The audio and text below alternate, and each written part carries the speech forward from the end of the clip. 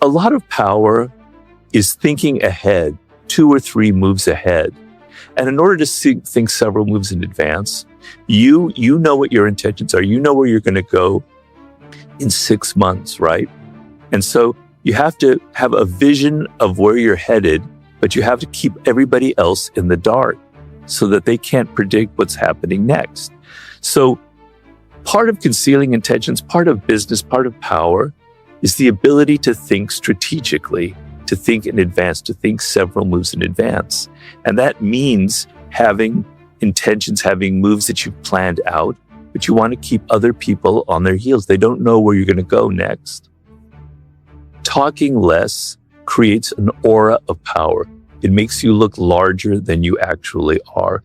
It makes you make people think he's mysterious, he or she's mysterious. When you talk a lot, I don't know if you've noticed this, but people who talk a lot, there's something insecure about them. If you can't control your own mouth, if you can't control that, then what can you control? You can't control your emotions. You can't control your behavior. It signals weakness and insecurity. Whereas talking less, you're not going to say something stupid. And then when you do speak, it's going to carry a lot of weight. Down to the baseline of every human being, we're all actors. Some are good actors, some act more, some are bad actors. But I always tell people, if you look at children, 3 or 4 years old, or you remember your own childhood, you were constantly pretending, you were constantly acting to your parents. You would act like an angel to get something that you wanted. You'd act all sweet and innocent because you wanted some candy, you wanted some game. Being an actor is part of human nature. It's deeply, deeply ingrained in all of us because we're a social animal. If you went around just speaking everything that you thought, you would offend everyone around you, right? If you told somebody that their clothes are ugly, that they look fat, that their ideas are stupid, they're going to hate you. You're not going to get very far in life. So you learn at an early age to control what you say, to control who you are, to control what you do. And that's how we all are. We're different in front of our father than we are with our friends, right? So get over this notion that we can all just hang out and just be who we are. You're never being who you are. You're always acting to some degree. People rise to power. They become a CEO, they become a leader, they become a president or whatever, based on certain qualities that they have, a strength. It could be aggression. It could be being a people pleaser, being just very empathetic. It could be having a populist touch, the Frankenstein of a leader in business or politics, whatever. It would be somebody who could change with the times, who they rose to power based on a strength. They see that it's not quite the right quality and they adapt and they move with the times. He compared it to a river, right? And you're kind of moving like the water, you're flowing with this river, and that's power. But being rigid and having a form and having a strategy that you always rely on and having a personality that you always exude to the world and perform as is weak because you can't adapt. I mean, think of your business in the last 3 years. Can you begin to imagine all the incredible shifts that have occurred in just that time?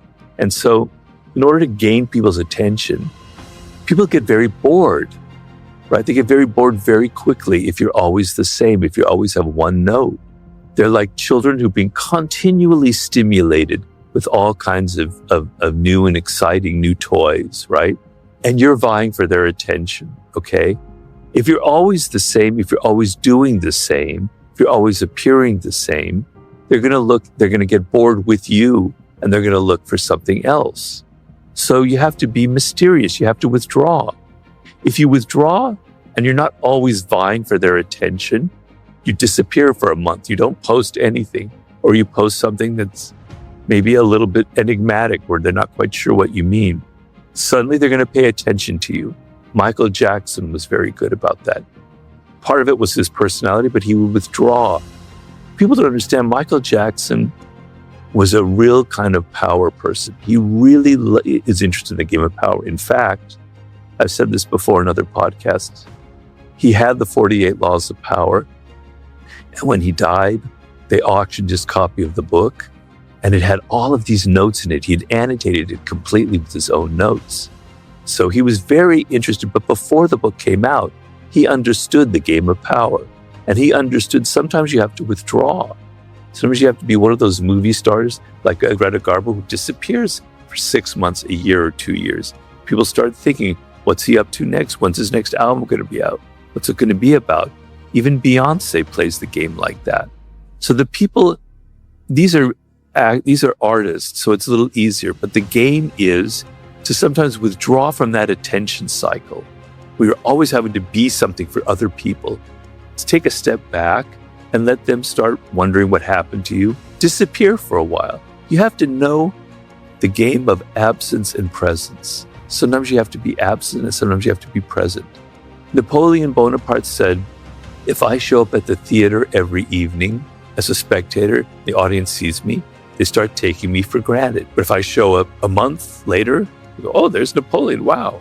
Then I show up the next week, oh, he's coming off. And then I show up in 6 months.